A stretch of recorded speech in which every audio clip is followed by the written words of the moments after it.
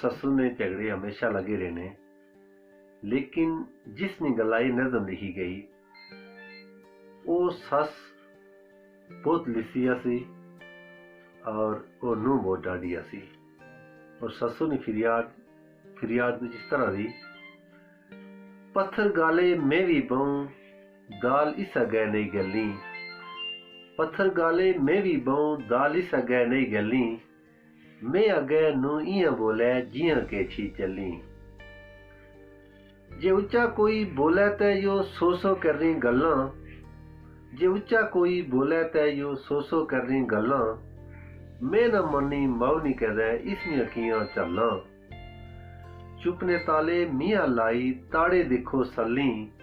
पत्थर गाले मैं भी बहूं दाल इस अगै नहीं गली। अपने घर में इयां रहनी जियां कोई बेगाना, अपने घर में इयां रहनी जियां कोई बेगाना, पुत्र माड़ा इस कुड़ी नी भन्नी नेहा बाना,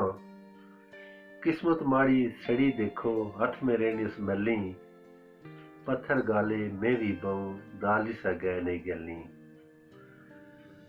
टीप टाप ते कपड़े शपड़े इसना इयै धंधा, टीप टाप ते कपड़े शपड़े इसना इयै धंधा,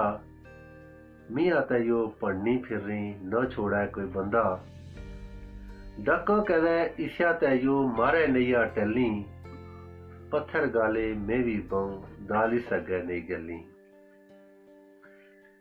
मैं मंगा कदै रोटी टूड़ा आगे नहीं उस बैली, मैं मंगा कदै रोटी टूड़ा आगे नहीं उस बैली, अपनी अम्मा उठी अच्छी सौ सौ खाने तैली, मैं न बोला इस अगै ये तो माड़ी नैया चली, पत्थर गाले मैं भी बहूं दाल इस अगै नहीं गली।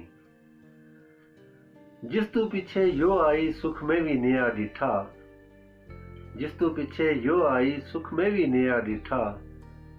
ओ पुत्र हुण ब्रेका जादा जेड़ा आसा मिठा, सैर सवाटे कम इसने दे अंदर नैया खैली,